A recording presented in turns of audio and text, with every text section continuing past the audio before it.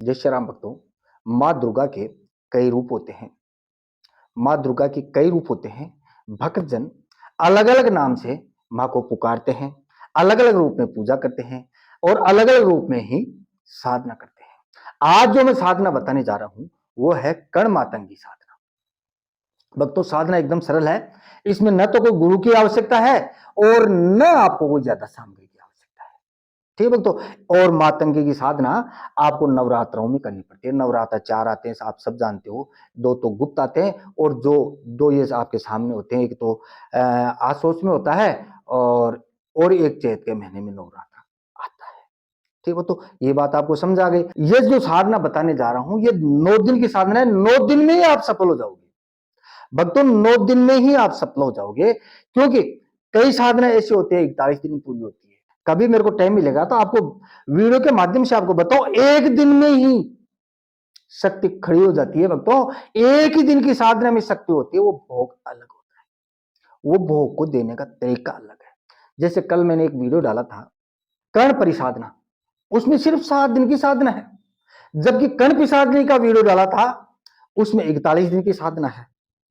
इस प्रकार से साधना कई प्रकार की होती है, तरीका और रूल अलग अलग होते हैं। जो ये जो साधना है ये 9 दिन की साधना है। 9 दिन के अंदर ही शक्ति आपके सामने आ जाएगी। 9 दिन में ही माता आपके सामने आ जाएगी और आपका हर कार्य सिद्ध करेगी।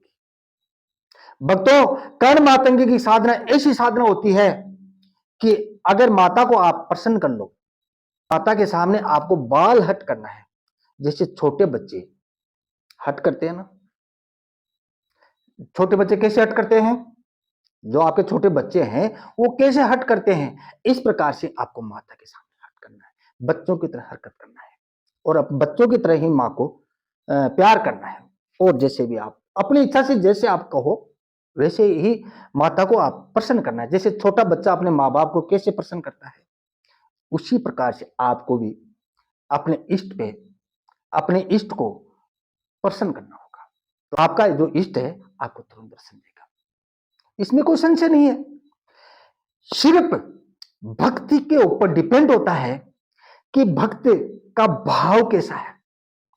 भक्तों, अगर कर्ण मातंगी की साधना आप कर लेते हो, कर्ण मातंगी आपके ऊपर प्रसन्न होकर जब भी आप बुलाओगे, जबकि जब भी आपको जरूरत पड़े तो आपके कान पे आकर आपके कान पर आके बैठ जाएगी। जब भी आपको जरूरत पड़े, जब भी आप माता को पुकारोगे तो माता तुरंत आपके कान पे आके बैठ जाएगी और आपका हर कार्य सिद्ध करेगी। जहां भी आप जाओगे, कोई गांव में जा रहे हो तो माता आपके कान पे बैठी रहेगी और आपका आगे से आगे मार्गदर्शन देती रहेगी।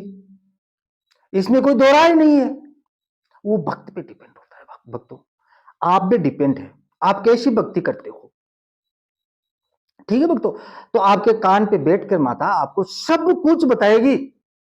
जैसे आपके सामने कोई आदमी आने वाला है तो पहले से बता देगी वो आदमी आपके तुम्हारे पास आएगा बेटा और तेरे को ये बात बोलेगा, इस काम से वो आदमी आया है, तो आपको सूचना देती रहेगी। सैकड़ों भक्त आपके सामने बैठे हैं और सामने वाला का भाव अगर शुद्ध हुआ तो कर्ण मातंगी आपको बोल देगी ऐसा कोई भक्त आया है, ऐसा कोई भक्त आया है जो दिल का साफ है, उसी को बुलाओ। तो आप नाम लेके उसका एक पर्चा बना दोगे, है ना, उसका पर्चा बना दोगे। पहले से आप पर्चा बना के रख लोगे, ठीक है भक्तों। वैसे आप पर्चा बनाओगे और अपने भक्त को बुला लोगे, भाई फलाना नाम का कोई आदमी आपके सामने आ रहा है। साधना एकदम सरल है। सिर्फ 9 दिन की तो साधना है। एक टाइम खाना होता है, एक टाइम खाना खाना पड़ेगा आपको। ब्रह्मचर्य का पालन करना पड़ेगा। साफ सफाई का विशेष ध्यान करना पड़ेगा। अगर आप लघु सोच करते हो, जैसे बाथरूम जाते हो, आपको दोबारा नहा के बैठना पड़ेगा, कपड़े भी चेंज करके ही बैठना पड़ेगा। मतलब साफ सफाई का विशेष आपको ध्यान रखना है।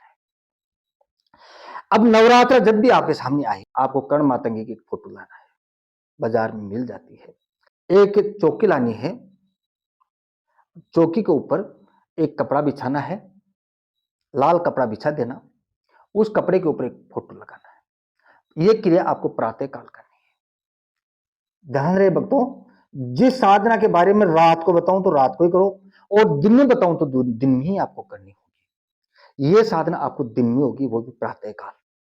अपना मुख पूर्व दिशा में होना चाहिए, माता का मुख होना चाहिए पश्चिम दिशा में। एक अखंड दीपक आप जला दो। अखंड दीपक में इस नाल का एक धागा लेना है अपने अंगूठे से सिर तक, और उसको 5 तार में लपेट कर एक मोटी सी बत्ती बनानी है, और उसके अंदर अखंड दीप वाला दीपक लेके आना। बाजार में अखंड दीप का अखंड वाला दीपक मिलता है भक्तों, वो दीपक लेके आना, वो दीपक लगा देना, और उसमें तिल का तेल डाल देना। ठीक है, तो उसमें सिर्फ तिल का तेल, मैं जो तेल बता रहा हूं तो तिल का ही आपको डालना है, उसमें तिल का तेल डाल देना। ये बात आपको समझ आ गई। एक और आपको ऐसा एक कलश लेना है ना, ये तांबे का कलश है, इसके ऊपर तांबे का एक ढक लेना है, इसको पहले पानी से बनना है ना, फिर इस तांबे का एक ढक लेके आओ, इसके ऊपर ढक दो, और उसके ऊपर स्वास्तिक बनाना है। इस ढक के ऊपर आपको स्वास्तिक बनाना है, और थोड़ा सा चावल उसमें डाल देना का है। और ये जो दीपक जलाओगे इसमें आपको घी डालना होगा। गाय का मिल, जो गाय का नहीं, बाजार में जो डेयरी का घी मिलता है भक्तों, वो घी आपको डालना होगा। जो दीपक की जो बत्ती लेते हो वो कपास वाली बत्ती आप बना लेना। ठीक है भक्तों, सिर्फ अखंड दीप में ये इस दायके की बत्ती बनानी है आपको। और जो आप अपने सामने जो दीपक रखते हो उसके अंदर आप कपास वाली बत्ती लगा लेना। ठीक है, वो रुई वाली बत्ती आती है ना, वो आप लगा लेना, उसमें घी डाल लेना। और अब उस दीपक को कैसे जलाओगे, उस दीपक को आप वो जो अखंड दीप है उससे टोचन करके इस दीपक को जलाना है, अपने सामने रखना है, दीपक का मुंह अपनी तरफ कर लेना। उसके बाद में आपको एक सुंदर सा आसन लगाना है जो नरम हो, नरम आसन लगाना है आपको ना, और उस पर लाल कपड़ा बिछा देना। कुशासन पे आपको बैठकर, और 11 माला रोज आपको 11 माला रोज जप करना है। और ध्यान रहे भक्तों, माला को गुप्त रखना है, माला को पर्दे में ही रखना चाहिए। क्यों? अपना ध्यान जो है पर्दे में माला क्यों रखा जाता है, गोमुखी में क्यों रखा जाता है, कि अपना ध्यान नहीं भटकता। जैसे मान लो मैं माला को जप रहा हूं, कोई भी मंत्र की साधना कर रहा हूं ना, माला को जप रहा हूं, तो ये माला निकाल दो, अपना ध्यान इतनी, जैसे अपना माला पे ध्यान रहता रहेगा। जैसे मान लो ये है माला है, तो मैं समय ऐसे देखता रहूंगा इतनी बाकी है, इस प्रकार अपना ध्यान भटकता है। तो माला को हमेशा गुप्त रखना चाहिए, इससे आपका ध्यान एकाग्रता रहेगा। 11 माला पूरी हो जाए तो माता को भोग लगाना है। भोग में आपको एक पतासा, जिसको नैवेद्य बोलते, ध्यान आप क्या बोलते होगे, लेकिन संस्कृत में नैवेद्य बोलते हैं ना, पतासा जो चीनी का बना होता है ना गोल गोल, अगर पतासा नहीं मिले तो आप शक्कर का भी भोग लगा सकते हैं। ठीक है, तो आप गुड़ का भी भोग लगा सकते हैं। 2 लौंग जरूर काम लेना है आपको, 2 लौंग, एक पतासा आपको भोग देना है। और शाम को या दोपहर को जब भी आप खाना खाओ, शाम को या दोपहर को जब भी आप खाना खाते हो, तो आपको जो आप खाना खा रहे हो लगे तो उसी खाने में से आप माता को पहले भोग दोगे, उसके बाद में आप खाना खाओगे। और भोग देते टाइम में आपको दंडोत प्रणाम करना है, नीचे सीधा सो के आपको दंडोत प्रणाम करना है। इस प्रकार आप साधना में सफल हो जाओगे। मंत्र जप आपके पूरे हो जाए, मंत्र जप आपके पूरे हो जाए, 9 दिन नवरात्रा पूरा हो जाए, आपका 9 दिन की साधना पूरी हो जाए, उसके बाद में छोटे बच्चे बच्चे भी लिया ना, बच्चे छोटे बच्चे है ना, जैसे कम से कम 8-9 तो लड़कियां होनी चाहिए, छोटी लड़की है, 9 साल से कम लेना है ना, 9 साल से कम उम्र के बच्चे लेना, और छोटे छोटे बच्चे भी और ले लेना, 10-15 जो भी बच्चे हैं उनको खाना खिला देना, आपका मंत्र सिद्ध हो जाएगा। उसके बाद में आपको 5 दिन 10 दिन थोड़ा ब्रेक देके, जल्दीबाजी मत करना, जैसे मैं बताऊं वैसे आपको करना है। 10 दिन 5 दिन ब्रेक देके आपको मंत्र को 11 माला तो रोज जपनी है। आप वो वहां से तो उठा देना पाटे को, है ना, कन्या जमा करे, आप छोटे बच्चे खाना खिला कर वो जो आसन है उसको तो उठा देना। उसके बाद में आपको जो माला है 11 आपको रोज जपते रहना है आपको, 11 माला है ना, 11 माला आप जपते रहोगे, 11 माला आपको जपते रहना है। और जब भी अच्छा दिन आए, शुभ नक्षत्र आए, हो सके तो पुष्प नक्षत्र लो, शुभ वार लो, है ना, और आपको फिर हवन करना है ना, हवन करना है। हवन में आपको आधा किलो तिल लेना है, हवन में आपको सिर्फ आधा किलो तिल लेना है, 50 ग्राम लौंग लेनी है, 50 ग्राम इलायची लेनी है और आधा किलो चावल लेना है और आधा किलो आपको चीनी लेनी है, जिसको वो अगर मोटी दानादार चीनी मिले तो बहुत ही अच्छी बात है। आधा किलो आपको चीनी लेनी है। ये आपकी हवन सामग्री तैयार हो गई। उसमें थोड़ा कच्चा दूध डालना है, थोड़ा शहद डालना है और थोड़ा दूध डालना है, थोड़ा दही डालना है, थोड़ा सा उसमें घी डाल देना। वो आपको एक बर्तन में डाल को उसको डालो। उसके बाद में आपको हवन करना होगा। अब हवन कैसे करोगे मैं आपको बताता हूं। मंत्र तो इस प्रकार से है भक्तों, ओम ह्रीं मातंगे मम कर्णे अवतर अवतर भविष्य खते खते ओ सट। इस प्रकार से मंत्र भक्तों, दोबारा और बोल के बताता आपको। ओम ह्रीं मातंगे मम कर्णे अवतर अवतर भविष्य खते खते ओ सट। ओम ह्रीं मातंगे मम कर्णे अवतर अवतर भविष्य खते खते ओ सट। ओ ओम ह्रीं मातंगे मम कर्णे अवतर अवतर भविष्य खते खते ओ सट।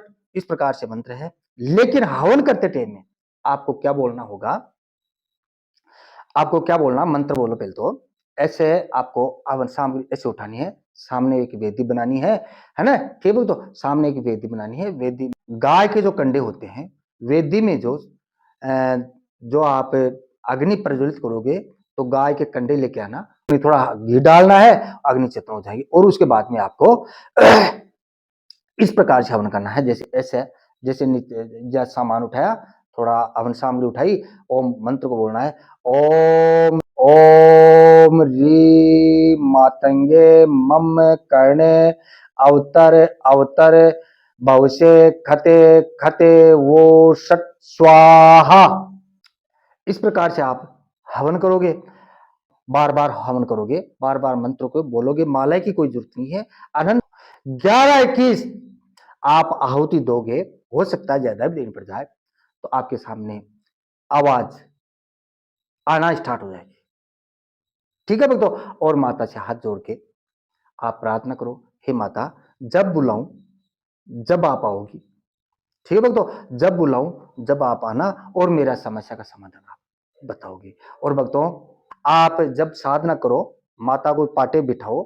थोड़ा चूक गया था मैं, माता को जब भी आप बिठाओ तो भी आपको संकल्प करना होगा कि हे माते, मैं आपकी साधना कर रहा हूं और मैं जनता की समाज की भलाई के लिए साधना कर रहा हूं, इसलिए मुझे शक्ति प्रदान करे और मुझे दर्शन प्रदान करे।